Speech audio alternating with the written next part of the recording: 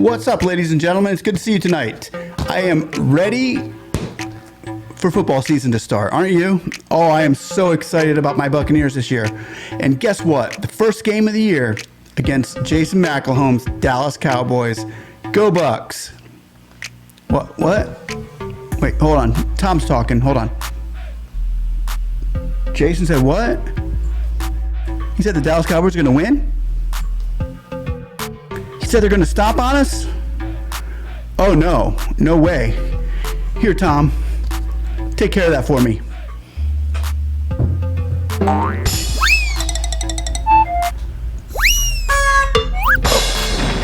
Sorry, Jason.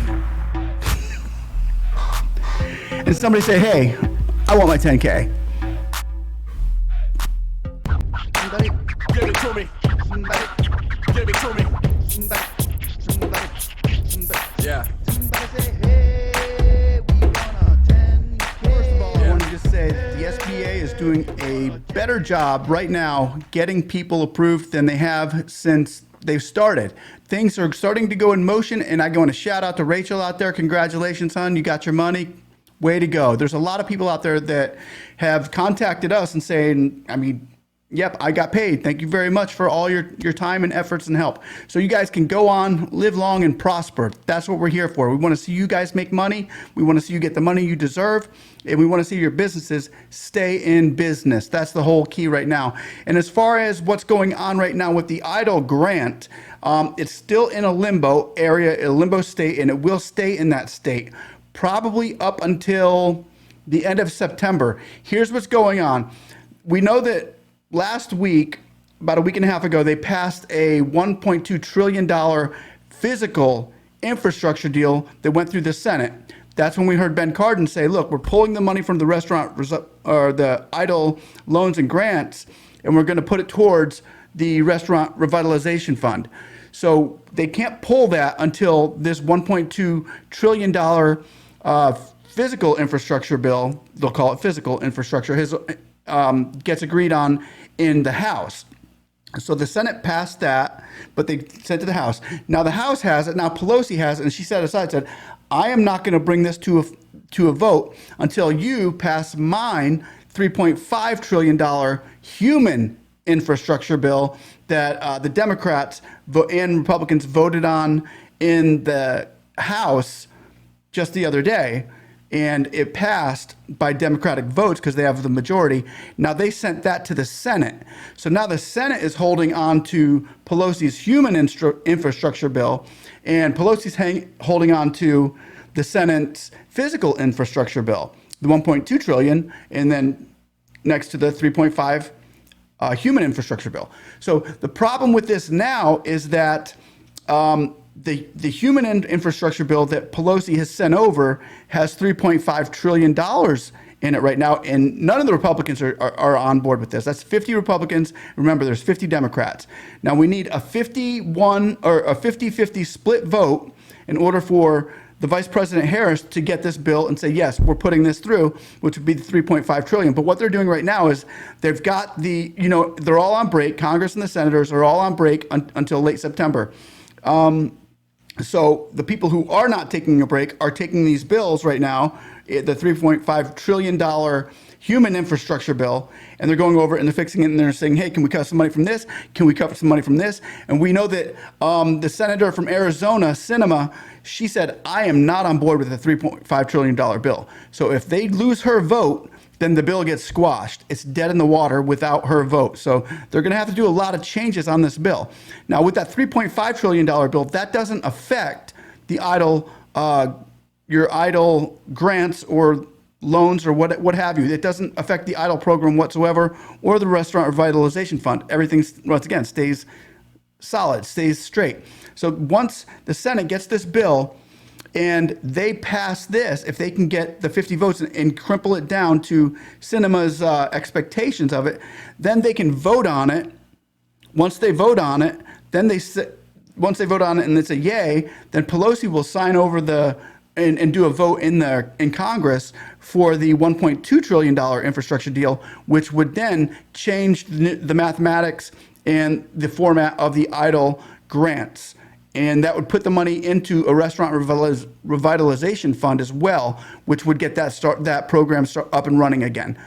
So what we're waiting on right now is the Senate with this bill. Now, Pelosi has given a deadline on this.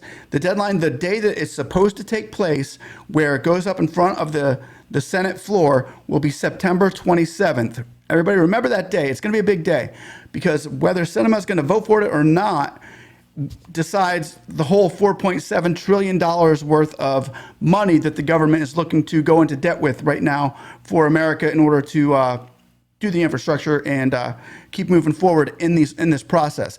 So if on September 27th, the Republicans or the Democrats have not structured a bill on this, they're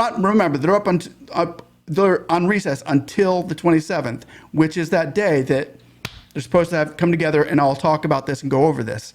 So with that said, that's pretty much where we're at with the EIDL funds being taken and given to another organization. Now, as I said yesterday, we have Senator Ben Cardin, who says that they will appropriate the money that they pulled back, that he said, we're going to, whatever we pull back and we needed, we've given back. Now, we have not heard the EIDL grant program come out of Ben Cardin's mouth a whiff. So will they put the EIDL grant program back into play? Will they do that? That's the question. I personally think that they'll do it, but it's going to come closer to next year's votes.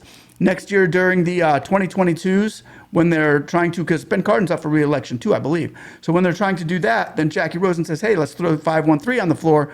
We throw that up, and you guys in 2022 can maybe get your money for that. Now, I have seen a lot of changes also going on right now in the EIDL grant application process. There's a lot more to it. It's not like you owned a business, you're going to get the money, 30% losses, 50%. No, this is more constructive, more put together, more well-rounded. It's more red tape. So when we're going back, if they do put the money back in for an EIDL grant, there's going to be so much red tape that it's not going to be like it was back in 2019 during the pandemic, the beginning stage of the pandemic in the original CARES Act. It wouldn't look like the original CARES Act. So I am not overly excited about pulling the money from the EIDL program and putting it back later, because hardly ever it will be put back in the same way, same shape or form. It's all going to be readjusted and give them more time to earn their money and earn their keep as far as doing their job, doing something. It'll give them something to do. So with that said, I just want to say, once again, the SBA has, I believe, gotten 7.5, maybe 8 times more loans out this month per week than they did last July, which they were cranking them in July too. So with those of you who have gotten your loans again, congratulations, move forward, be well and prosper. Those of you who haven't gotten your loans yet, you need to contact, as I said, contact your local SBA agent. You can type in your county SBA, Google it, call them. If they don't respond, go to congress.gov. Go to the right, you'll see a search engine on the right-hand side, will be over here. On the right-hand side, you'll see a search engine. You'll type in your city and state. You click that, your representatives will pop up on that wall. So then call that representative up in Congress and say, look, the SBA ain't doing nothing for me. We ain't making any movements here. And here is the key, there is a key tactic of using with the SBA, because remember, these are economic injury disaster loans, also known as emergency disasters. So for those of you who call and say, look, I've been waiting for the money for a long time and I haven't gotten it. Okay, well, you might have to wait a little longer. For those of you who call and say, look, this is an emergency, use that word. This is an emergency. I really need these funds, or I am going out of business. I can't pay my rent. I can't pay and let them know the severity that this is causing you, and the turmoil it's causing you and your business being not able to receive these loans. And this is, we need a response from you now. And that way you're folder can go up front as an emergency and be put up in front. Now, if that doesn't work through the Congress, then we got to go to the senators, which we were doing a lot of last year. We were contacting Cory Booker, we were contacting Rubio, we were contacting a lot of senators out there whose team was responding and getting in the SBA's face and saying, do this and do this now. And that usually puts a screeching halt to it. But you got to take the proper channels and say, okay, did you go through this? Did you go through this? Did you go through this? You got to be able to give me yes, yes, or yes to go up the chain of command with that. So with that said, hopefully we can see more and more of you guys with those positive comments. Leave them down below. And I'm so excited for a lot of you who will probably not be coming back to this channel to fight for the grants or the loans because you've got your business to take care of. And I respect that. And I thank you for it. You're all my friends. You're all my family. And I want to say thanks for watching. Guys, like, subscribe, and somebody say, hey, I want my 10K. Somebody give it to me. Somebody give it to me. Somebody. Yeah.